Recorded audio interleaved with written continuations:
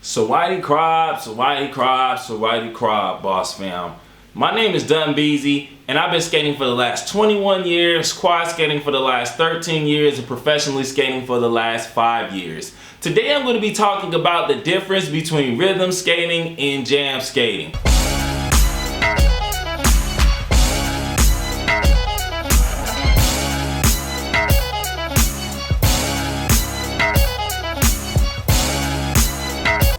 These days, people will call any type of dance move on their skates jam skating, and that's not really the case. And I want to take a second to break this down by taking a look at rhythm skating and jam skating. In order to understand the difference between rhythm skating and jam skating, you have to understand a little bit about skate history. In the 1950s, Bill Jammer Butler begins to create his jamming technique, his technique to dance on skates. Before the technique comes out, people were skating completely different. He even talks about how people were skating to organ music. In addition to creating this technique, he also advocates for and organizes different skate nights with different types of music. This all becomes what marketers and companies talk about as rhythm. Rhythm is not one way to skate. Rhythm is a collection of styles and regional identities, as well as techniques that have all been thrown under the rhythm umbrella. Some of these styles include the Atl Style, Chicago Style, Detroit Style, the Cali Style, up top, and I'm going to get into that more later. Inside of the rhythm style and inside of the jamming technique, there is breakdance elements. There are pop locking elements, hip hop dancing elements. You can see the groundwork in movies like Roller Boogie. You can see the groundwork in Venice Beach tapes from back in the day. And you can also see the groundwork in D Upshaw footage. In the 90s and 2000s, another style of skating emerges. This style is distinctively different for 3 big reasons: the equipment, the focus, and how they skate. In the rhythm style, most of the techniques were made to be skated on the outside of the rink in the circle. Fast backwards, trains and trios, slow walk, riding. These are all things done around the rink, and that is the focus. Yes, middle work, that's when you're in the middle of the rink skating, is an element of it. Yes, groundwork is an element of it, but most of it is on the outside. Jam skaters change this up a little bit, and it first starts with the equipment. Let me take a second, grab my skates. This is my vanilla Pro Boot. And let's break a couple things down about it and why some things are the way they are. The first thing I have is I have a low cut boot. This is to allow me to have as much ankle mobility as possible, and it helps me do a lot more ground moves easier. I have a single axis plate, so this isn't raised up in the back. So the way that I balance is completely different than the way that artistic skaters and rhythm skaters balance, and I'm gonna bring that up in a little bit. The next thing I have jam plugs instead of toe stops, which help me pivot and dance more readily. These are my outside wheels. However, jam skaters use wheels closer to this. This is about 62 millimeters by 42 millimeters. So it's fatter than the wheels on these skates. And the reason why is they help me corner faster, and it's actually a lot easier to turn my feet on the ground with my skates, and I can do a lot of groundwork easier because I have a little bit more surface area. It really helps me out in a lot of situations. Rhythm skates are completely different. Rhythm skates use a high cut boot to help with ankle support so that they can pivot and do footwork easier. Instead of these wider wheels that I use, they use skinnier wheels, and they use harder wheels to help them have less friction and do more maneuvers on the floor. Instead of the single axis plate, they have the double axis plate, which makes their balance a lot easier. That little hill in the back really changes things. And a lot of rhythm skaters use jam plugs, but some rhythm skaters, like in Detroit, they'll use their toe plugs as a part of their style. So that's really different. And you might be saying, bro, it's just equipment. I can do whatever I want, man. I got toe stops, I still crazy legs. I got toe stops, I do all types of moves. But I wanna break this down in the idea of a martial artist for a second.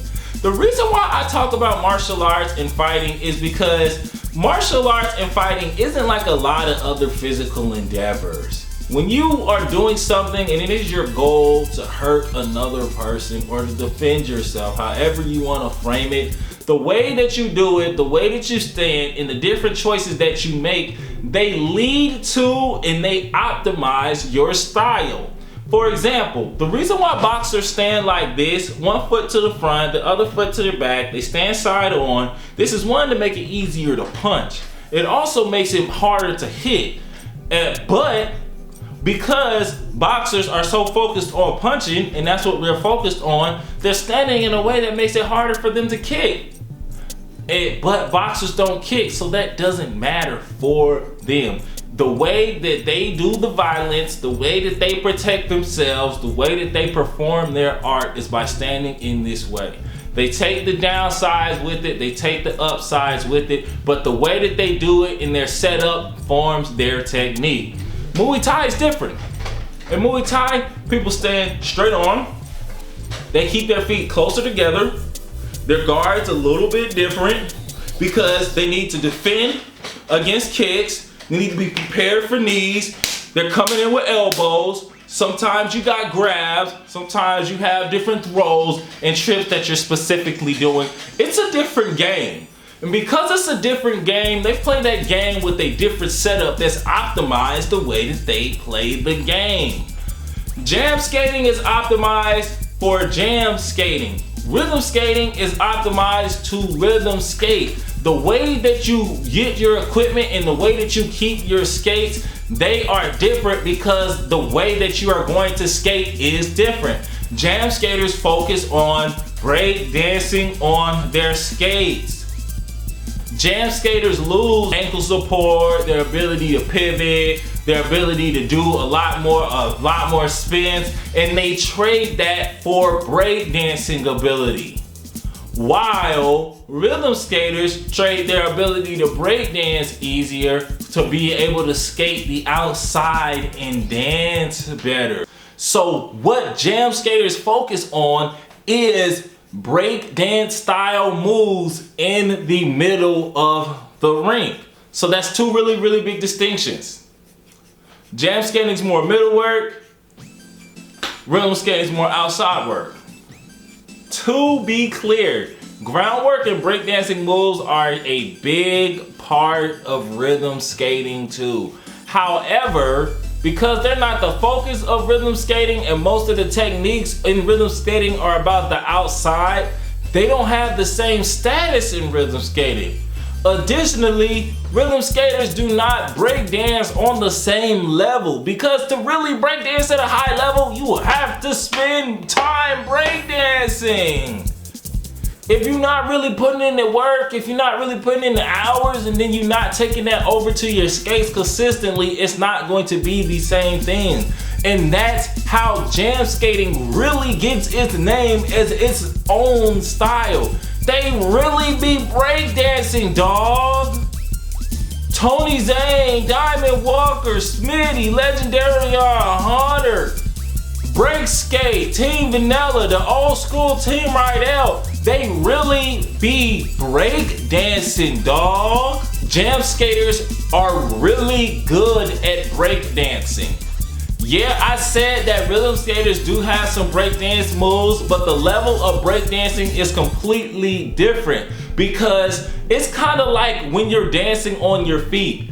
When you dance, you understand that there is a stark difference between learning power moves, freezes, stacks, and doing all the breakdance stuff and standing up and working on your textures, your intentions, your ticks, your musicality, your rhythm, your body isolation. Those are two different skills. Jam skaters are working their breakdancing skills, so they're extremely strong breakdancers. There is a strong emphasis on groundwork. The second thing that their skates do is it changes the way that they skate the outside. Instead of skating the outside like a lot of rhythm skaters do, even though some jam skaters learn some of the techniques, you're gonna have trouble doing it. You cannot JB in a pair of jam skates. You can, but it's much more difficult. It's actually so difficult that if you earnestly want to do it, you will switch. That's how real it is.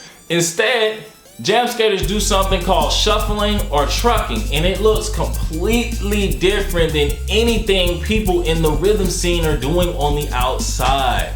So at the end of the day, jam skating is a style. Rhythm skating is a umbrella marketing term used to describe many styles and techniques. Keep watching, I'm gonna break this point down some more.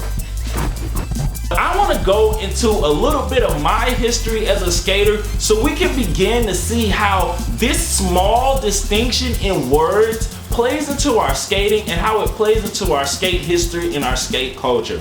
So I grew up as a jam skater. And I know some people at home are probably like, yeah bro, I'm a jam skater too. Wait. I grew up as a jam skater in a culture when that term meant something. I grew up skating at the Golden Glide. The Golden Glide is not a jam skating rink.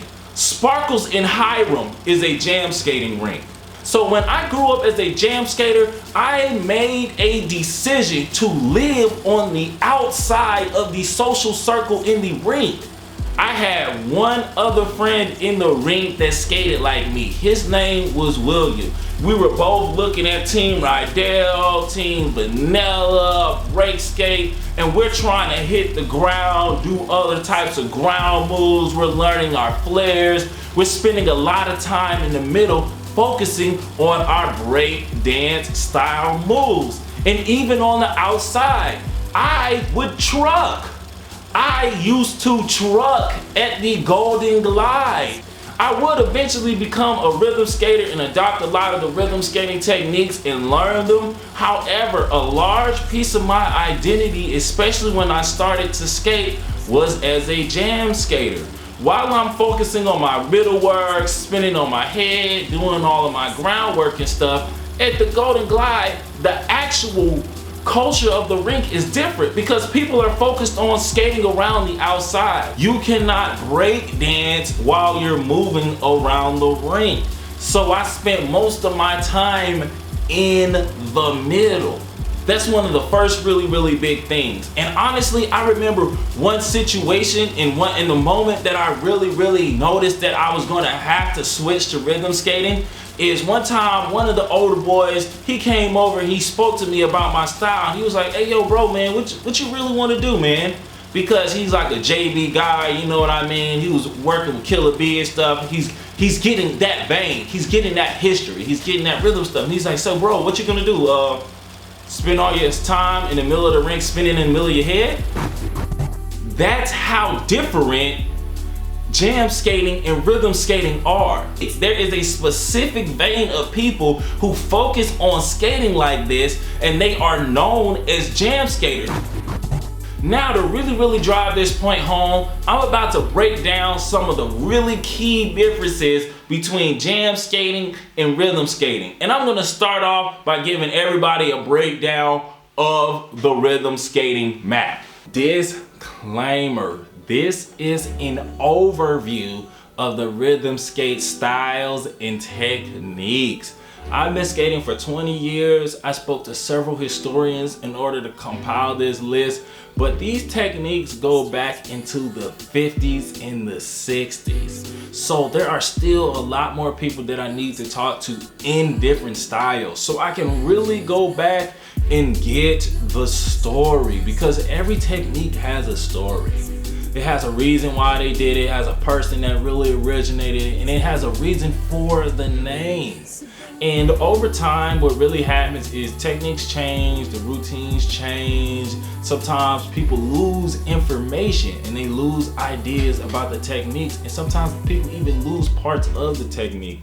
So by the time I get the story, or by the time I'm doing the moves, there are different moves that I always thought where I was like, yo man, I feel like there's something missing from this routine. And then I go back into the history and I really start talking to people, and they let me know like, yeah man, there used to be more of this routine, but what happened is we lost it. So now people only do this version. Well, anyway, I'm not going to be breaking down all of these techniques. I am going to be doing a series on rhythm skate history as I talk to more people and as I have more interviews, and I really can lock in that information.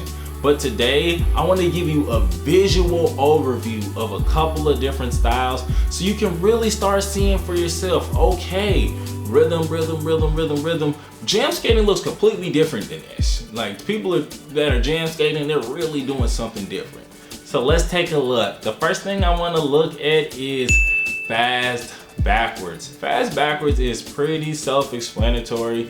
People skate backwards fast. What a lot of times people do is they'll link arms and skate backwards fast together, and people push their feet out and in instead of doing other foot patterns, because just going out and in is one of the quickest ways to skate backwards.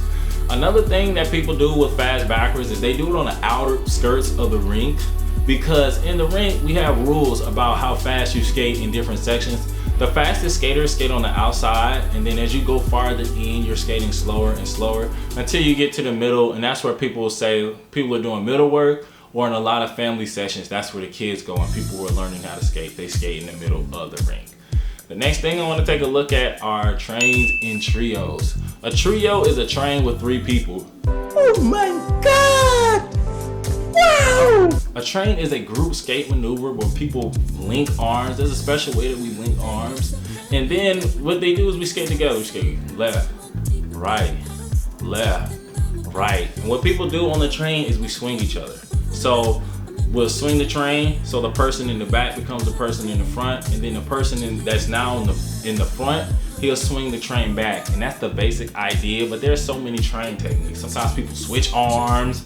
Sometimes dudes be in the middle spinning and stuff, like dudes be in the front of the train going crazy before they swing it back. So like there is really a high ceiling for trains. Next thing I want to talk about is JB. This comes out of Chicago. I talk about JB a lot because it's one of the main styles that I used to practice when I was younger. It's one of the styles that I love. And so with JB, it's a lot of footwork. It's a lot of footwork. It looks really smooth. And what I notice about people that really master JB, they really mastered making different curves with their footwork. They do even just small curves. They even just get the taps and to really make everything smooth. And there's a lot of techniques and there's a lot of different footwork stuff inside of JB. Like JB has its own move vocabulary because it's like an entire style. Some stuff like fast backwards or trains and trios, that's like a specific move, but JB is a whole style with its own vocabulary. Speaking of styles, another style that I really like and another style that I study a lot is the Detroit style. The Detroit style is very unique for a couple of reasons. A lot of rhythm skating, they don't really take as much from artistic skating, because when you're skating as an artistic skater, it's a lot about the edges, a lot about the turns, it's a lot about the pivots. But a lot of rhythm skating styles, we have different ways that we use our footwork, and we really put the smang on it. You know what I mean? Like in artistic skating, it's a whole bunch of that. But when you rhythm skating, we really get the bounce stand. But with Detroit style, they really take a lot of the pivots and they really take a lot of the edges. I think it's one of the rhythm styles that are the closest to the artistic skating style with the technicality of the turning on the edges. I think Detroit is really close, and up top is really close with the amount of time that they're turning and the different footwork that they're doing. So with Detroit, another thing that makes it unique is a lot of Detroit skaters wear toe stops. Other rhythm skating styles do not wear toe stops, but Detroit has a very defined footwork and they have very defined techniques, and a lot of them use their toe stops. So it's super duper unique. If you see people in Detroit skating, like you'll see them doing footwork together. They'll be doing different footwork and pivots together. So that really tells me like, okay, if they're doing these together and it's this level of footwork and it's this level of pivoting, this has to be extremely important to the style, and it has to be something that everybody's studying, because how else would everybody be doing this together unless this was like another routine within the style. So Detroit, another style with its own vocabulary and its own footwork. It has its own thing going on. And then I can't forget about the ATL style. The ATL style is super duper unique to the city. And the ATL style, its history goes back into the 70s. And a lot of the techniques that we're practicing today in the ATL style, they've changed. There's been pieces of techniques that have been forgotten and they become other techniques that have come up in the style. So when I was growing up, there was something that I learned, it was called riding. But I recently learned that there's more to the riding routine that we lost. And then I also learned about the Yeeking dance movement. And the Yeeking dance movement is like the basis of all of the ATL movements and all of the ATL styles. And after I really saw Yeeking for the first time and really started talking about it and really looking at everything, I'm like, yo, that's why I dance like that. I can see it. I can see it in the movement, I can see it in the style, I can see it in the people. So ATL is another style with its own choreography, with its own moves, with its own vocabulary, with its own history. And by now you're probably starting to get the point. Yeah, there's different techniques and stuff, and there's different like smaller routines that people do, but a lot of these regional cultures and regional styles, they have their own history. They have their own vocabulary. They have their own techniques, because that's how deep rhythm skating is. And that's why I said it's an umbrella marketing term. They call it rhythm skating to sell the skate. What I really want everybody to do is I want you to take the small breakdown that I just gave you, take the map, and just really look at it. Notice the difference. All of the stuff that I showed you, yeah, there were elements of people in the middle, yeah, there were elements of groundwork, but look at this Tony Zane clip.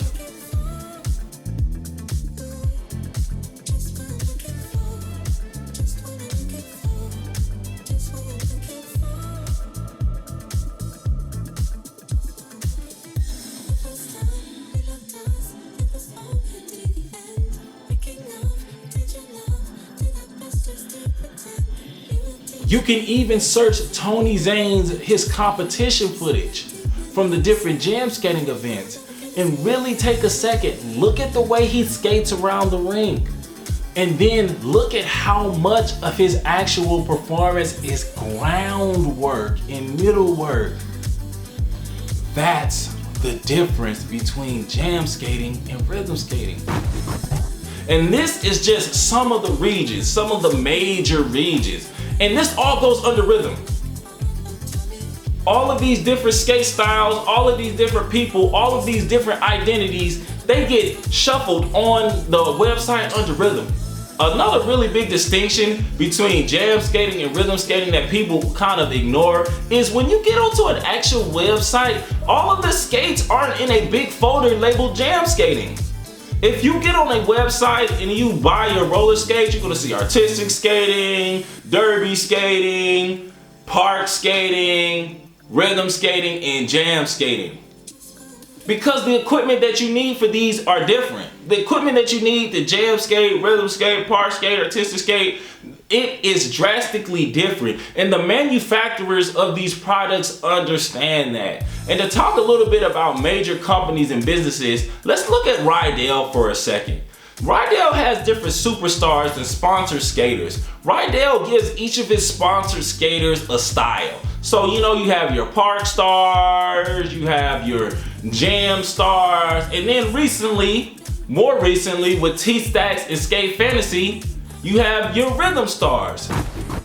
In conclusion, rhythm skating and jam skating are extremely different. The moves, the equipment, the focus, the intention, and the culture surrounding these two types of skating are extremely different. As evidence for this, I want to point out the way that marketers and the way that businesses talk about it. I want to point out the way that people specifically speak. I want to point out the way that skaters have been talking about this. I don't mean people who started skating this year or last year. I mean people who have been skating for 5, 10, 20, 30 years. People who have been here. People that didn't need to hear about skating again. They're not like, oh, skating came back because they didn't leave. And they're not going to leave. Those types of skaters. And the third thing, the absolute look. Look at it. Look at the moves. If you really practice the moves, if you really love the moves, if you're really about the moves, they're different. You can see the difference. You can see the intention. Just because people are dancing doesn't mean it's the same thing. And another really big thing that I want to take a second to look at, I know some people are going to be like, but what about Bill Butler? Bill Butler created the jam-in technique. If you listen to him speak, he talks about jam-in. It's the Bill Butler Jammin' Show. A whole nother style, so I came up with this thing I call jamming. How he wanted everybody to learn his skate style, jam-in. He created a particular skating style that I hope someday is going to be the epitome of roller skating throughout the country. Jam-in. He doesn't say jam skating. He did not name his book Jam Skating, The Complete Guide to Roller Disco. It is Jammin', The Complete Guide to Roller Disco. And something else I want people to realize, skating is alive. It grows, it moves. It sounds similar, however, inside of the lexicon and inside of the culture, it's come to mean something else. If you like the video, please like and please leave a comment down below. If you love the video, please subscribe. If you feel so led, I started a Patreon. You can go support me on Patreon. I'm gonna be opening up some classes for my patrons very, very soon. If you had a tutorial that you want to see, or if you have something that you want to know, or if you have something that you want me to break down, let me know. I'm dropping a YouTube video every day, so bro, it's coming out fast.